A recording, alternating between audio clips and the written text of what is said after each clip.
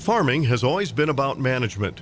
Whether it's when to plant, what to plant, how to control weeds, and what fertilizer to use, making the right decisions is critical for growing crops efficiently, economically, and environmentally friendly.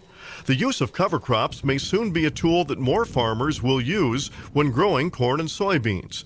Dr. Axel Garcia is with the University of Minnesota and is involved in research on cover crops. We are using a mix of cover crops in this project that was funded by the Corn Growers Association that will allow us, one, to capture the excess nitrogen in the soil. So by doing that, we hope that eventually we will have less nitrogen going into the bodies of the water.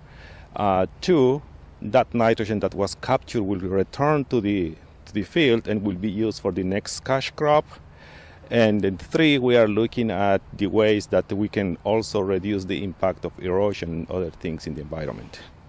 The Minnesota corn growers are partnering on the research for using cover crops.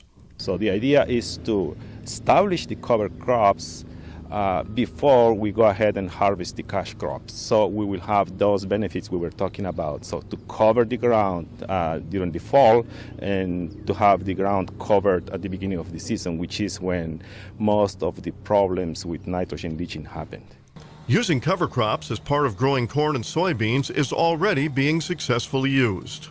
It has worked, and it works very well in several other places. I don't see why not. It's going to work here. If someone would tell you as a farmer there may be a way to not only increase your yields, but also control weeds, control water runoff, and also hold the soil, you probably would say, that sounds like a good idea to me. Well, cover crops may well be the answer, and research is being done looking at the future. This is Lynn Ketelsen reporting.